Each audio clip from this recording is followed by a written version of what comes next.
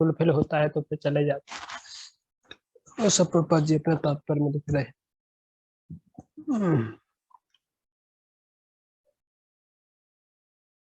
यस्मान् संपदो राज्यं दारः प्राणाकुलं प्रजा आसन्न सपत्न विजयो आलोकाश्चैदनुग्रहात्।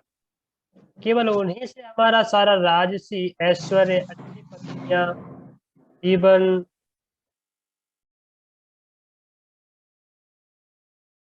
संतान, प्रजा के ऊपर नियंत्रण, शत्रुओं पर विजय तथा उच्च लोकों में भावी निवास सभी कुछ संभव हो सका। यह सब हम पर उनकी अहेतु की कृपा के कारण है। तो युधिष्ठिर महाराज सोच रहे हैं कि भगवान थे इसलिए हम सब कुछ सुख पूर्वक जी रहे हैं। हमें जो भी अभी तक प्राप्त हुआ है उस केवल भगवान की कृपा के कारण प्राप्त हुआ है। यदि भगवान नहीं होते तो हमें ये सब कुछ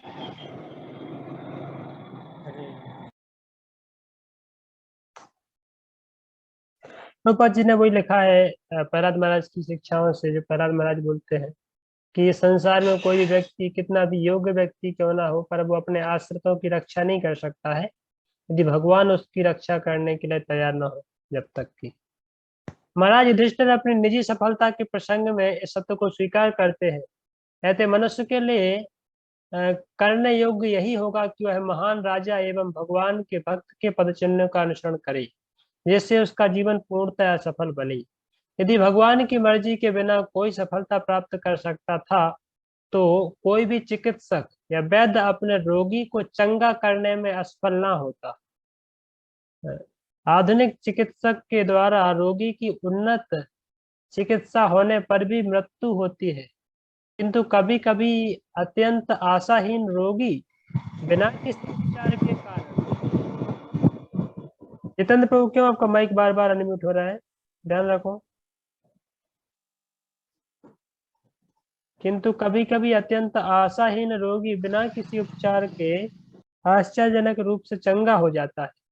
ऐसे निष्कर्ष यह निकला कि सारी घटनाएं चाहे अच्छी हो या बुरी भगवान की मर्जी के कारण ही घटती।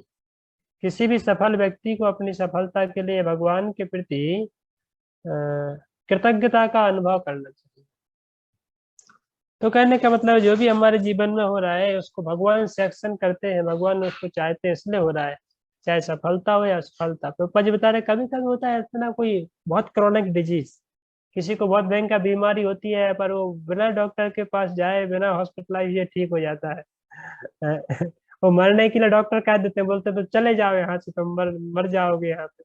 तो कई बार घर वाले जो है पे चलो मरना तो है ही तो अस्पताल में काहे को मरे, घर पे मर जाना, तो ले करके वापस आ जाते हैं।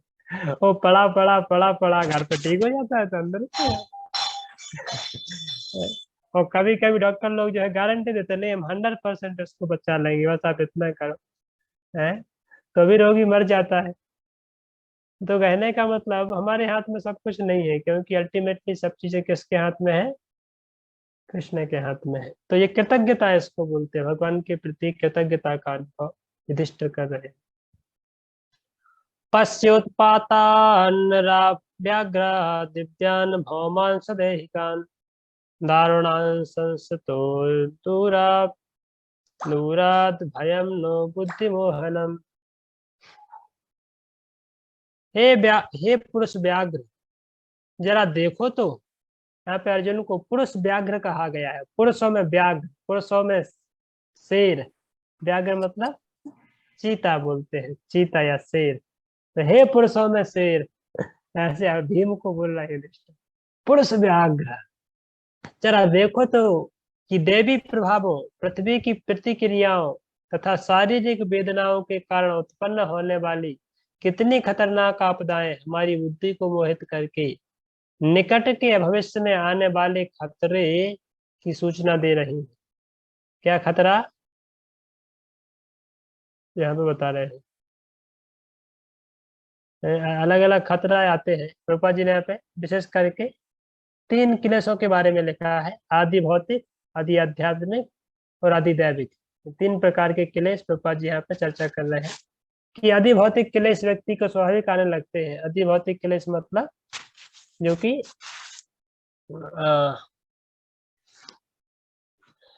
प्रकृति के द्वारा हमको दिए जाते हैं। अधिभौतिक। तो जैसे कि दूसरे जीवों के द्वारा सताना, दूसरे आतंकवादियों ने हमला कर दिया, अटैक हो गया, मच्छर सांप और बिच्छू काट रहे हैं, आदि भौतिक क्लेश। अधिदैविक क्लेश देवी देवताओं के द्वारा दिए जाते हैं, भूकंप, बाढ़, सुनामी के रूप में। और आदि आध्यात्मिक मतलब हमारे ही मन और बुद्धि शरीर के द्वारा जो हमें दुख मिलते हैं, वो सारे के सारे दुख हमको दिए जाते हैं। तो लगता है भविष्य में बहुत कोई खतरनाक स्थिति होने वाली है, ऐसा उनको पहले ही पता चल गया युधिष्ठिर महाराज को। तो भीम को बोल रहे हैं, हे पुरुष व्याघ्र देखो तो, और वक्षवाह भूमह्यम स्फुरन्त्यंग पुनः पुनः वेपतश्चापि हृदये आराध्यास्यन्ति विप्रियम। मेरा शरीर का बायां भाग, मेरी जांघें, भुजाएं तथा आंखें बारंबार फड़क रही हैं। भय से मेरा हृदय धड़क रहा है। ये सब अनिष्ट घटना को सूचित करने वाले। तो उनके बाएं अंग जो है फड़क रहे हैं, बाएं अंग कंपन कर रहे हैं। जब व्यक्ति के बाएं अंग कंपन करते हैं तो कुछ अपशकुन होता है ना, ऐसा बोलते हैं ना, कि पुरुष के यदि बाएं अंग, बाईं आंख, बायां हाथ, बायां पैर या कुछ भी अंग बाएं से फड़कते हैं या फिर वो कंपन होता है, तो कुछ ना कुछ अपशकुन की सूचना होती है। जब दाएं फड़कते हैं तो कुछ शुभ शुभ शकुन होता है, कुछ शुभ होने वाला है, ऐसा सोचते हैं। स्त्रियों का स्टेज के अपोजिट होता है ना।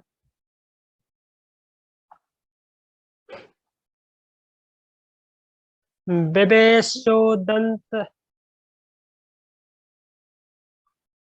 शिवेश्योदन्तमादित्यम् अभिरोरोत्तनाल नलानना मा मामंगसारमेवं वीरूयम् अभिरेभत्तभिरुवत्। हे भीम जरा देखो तो, यह सियारन, सियारन समझते हैं ना, सियार, यह सियारन किस तरह है उगते हुए सूर्य को देखकर रो रही है, और अग्नि उगल रही है, और यह कुत्ता किस तरह निर्भय होकर मुझ पर भौंक रहा है।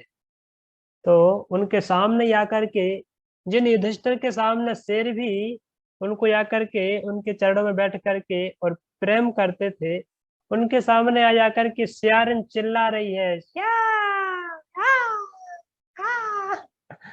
और कुत्ता भौंक रहा है, भौंक के काट ही जाएगा करके। ऐसा अपशकुन हो रहा है युधिष्ठिर के सामने। क्या हो रहा है समझ में नहीं आ रहा है।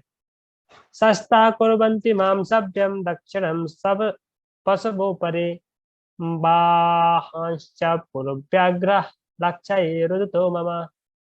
हे भीमसेन, हे पुरुष व्याघ्र, अब गाय जैसे उपयोगी पशु मेरी बाईं ओर से निकले जा रहे हैं, और गधे जैसे निम्न पशु मेरी प्रदक्षिणा कर रहे हैं, और घोड़े मुझे देखकर रोते प्रतीत हो रहे हैं।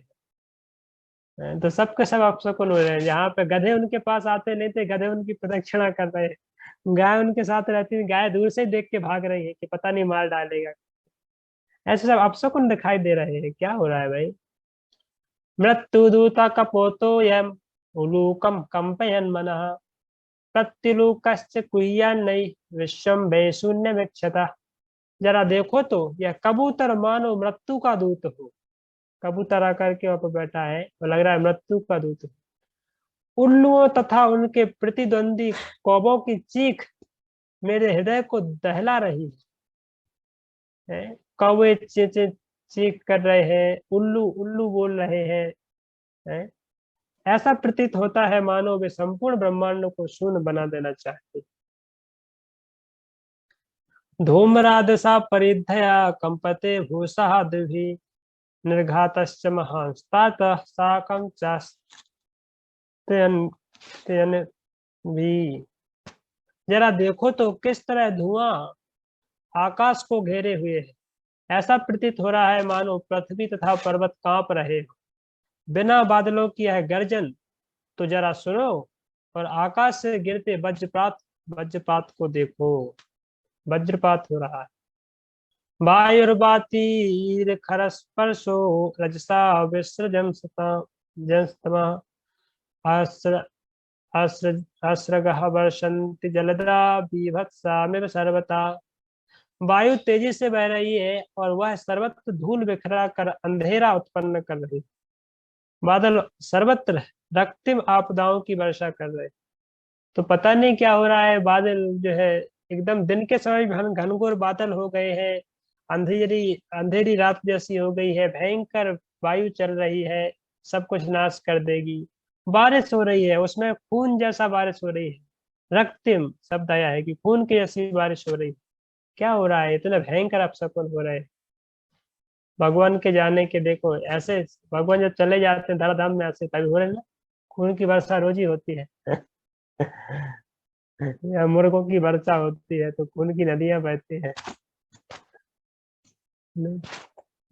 कलयुग आ गया, कलयुग का भाव भयानक स्थिति। सूर्य महता प्रभम पश्या ग्रहमर्दम यथो दीदी सशंकुले भूतर्गणे ज्वलिते इव रोदसी। सूर्य की किरणें मंद पड़ रही हैं और तारे परस्पर भिड़ रहे प्रतीत हो रहे हैं। भ्रमित जीव जलते हुए तथा रोते प्रतीत हो रहे हैं। जल रहे हैं, रो रहे हैं। नद्दो नद्दाश्च क्षुभितः सरांसि च मनांसि च न ज्वलन्तः न ज्वलयन्त अग्निराज्येन कालोऽयं किं विधास्यति। नदियां, नाले, तालाब, जलाशय तथा मन सभी विक्षुब्ध हैं। घी से अग्नि नहीं जल रही है। घी डाल के अग्नि लगा रहे हैं तो आगे नहीं लग रही है, क्या हो गया भाई? घी पानी बन गया क्या? यह कैसा असामान्य समय है, आखिर क्या होने वाला है? सोच रहे हैं पता नहीं क्या हो रहा है, तो सब कुछ आप सबको सब उल्टा हो रहा है। ना पिबन्ति स्तनम वत्सा ना दुह्यन्ति च मातरा रुदन्त सुमुखा गावो ना हृष्यन्त स्वभावजे। बछड़े ना तो गौवों के थनों में मोह लगा रहे हैं, न गौएं दूध देती हैं।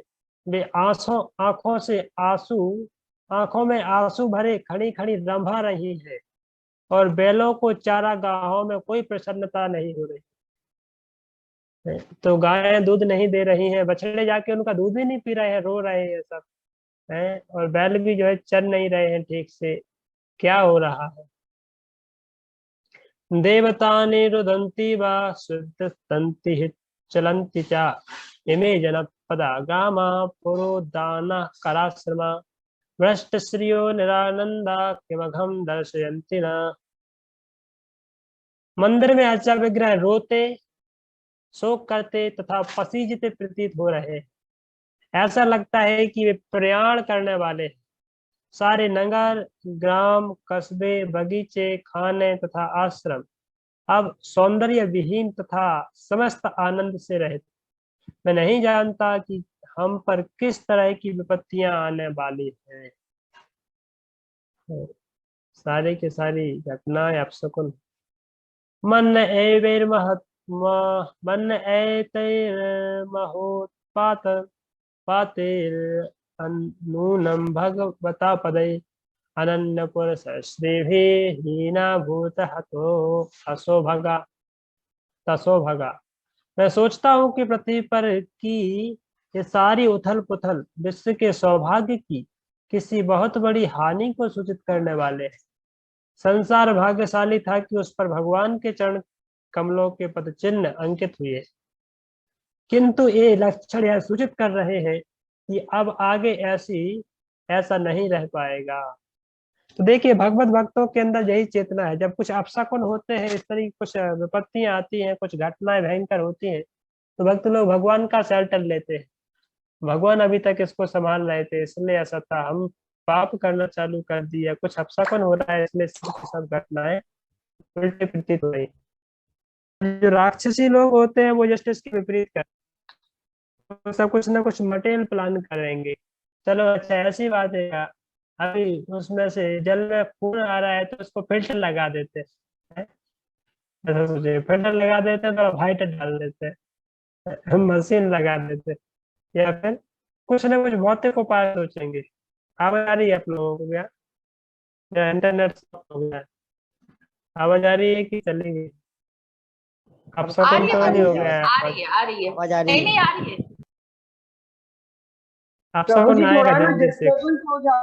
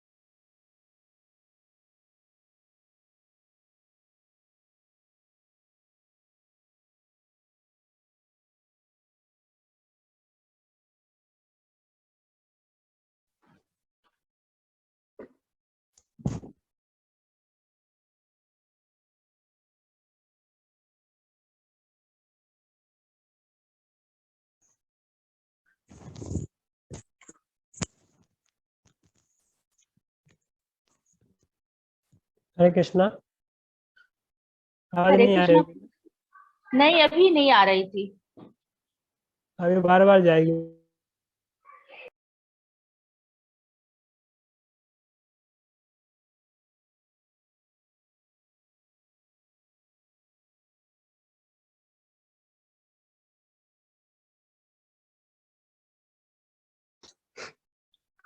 अब शकुन आ गए, हमारा इंटरनेट खत्म होने वाला है।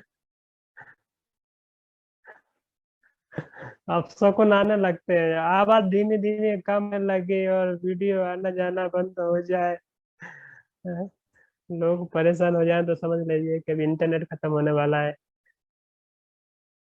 अब शकुन है, उस समय कृष्ण के लिए लोग रोते थे, कृष्ण के लिए अब शकुन, अभी हमारा इंटरनेट।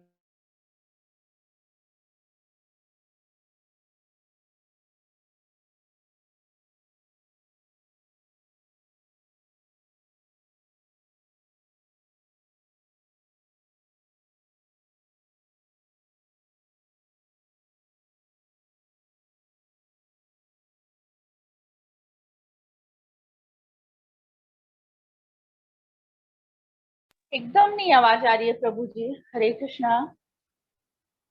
यहीं तक रहने देते हैं।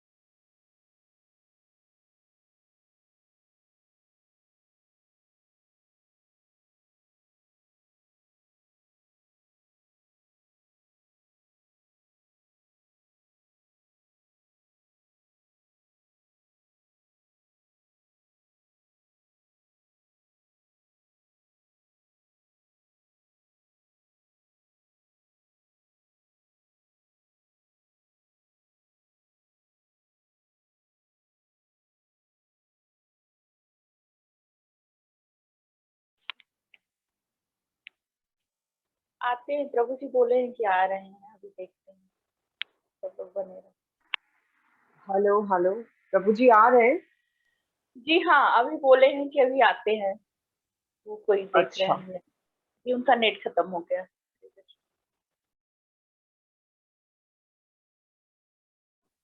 हरे कृष्णा। जी प्रभु जी, हरे कृष्णा। हाँ, थोड़ा सा और। हरे या कृष्णा नहीं आ रहा प्रभु है जी, क्या? हरे। थोड़ा और पढ़ लें, एक दो चार श्लोक। जी आ रही है आवाज। अभी आएगी। इति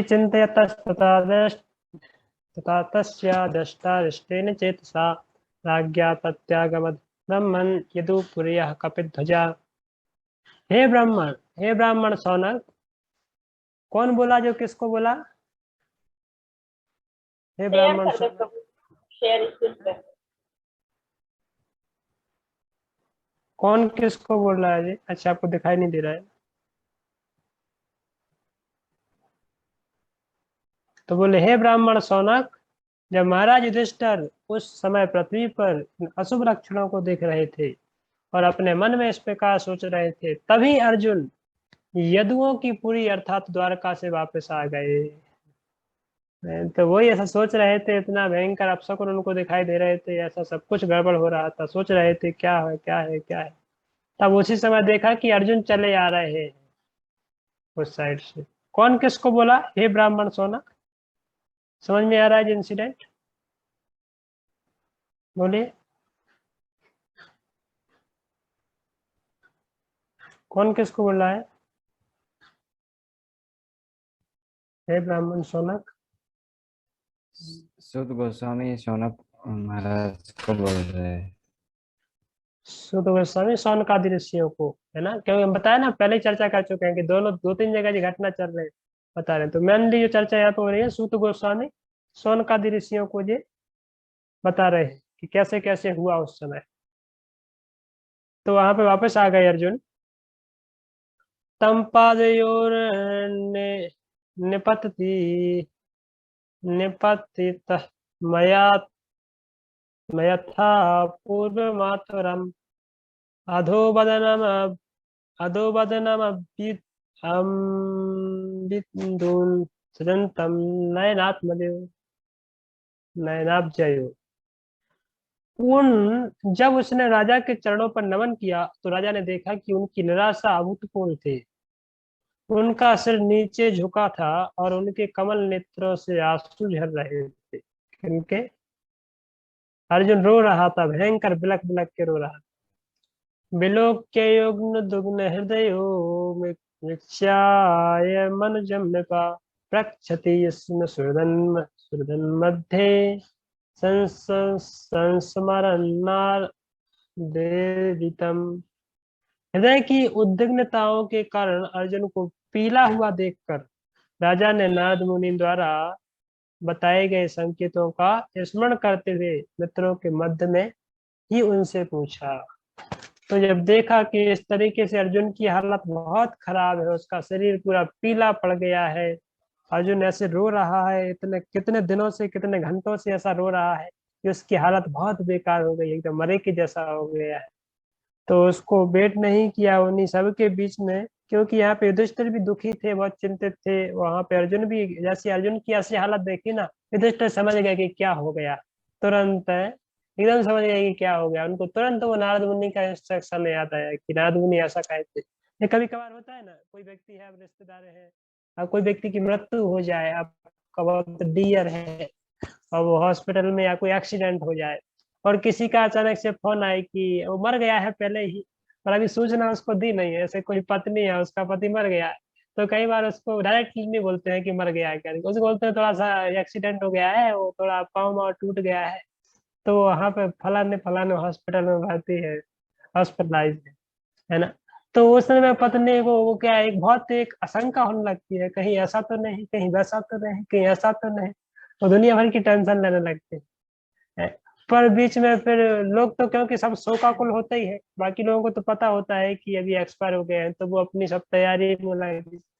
तो ऐसे फिर, और फिर जो है, जब रोने की या बाहर से कुछ ऐसी कुछ आवाज आती है या थोड़ा भी कुछ वो होता है, तो फिर वो तुरंत समझ जाती है पत्नी कि नहीं, अभी लगता है वो चले ही गए हैं, लोग बताए नहीं हमें पहले से। तब फिर वो हृदय फाड़ करके फिर रोती है। मतलब कहने का इसी प्रकार का इंसिडेंट है यहाँ पे।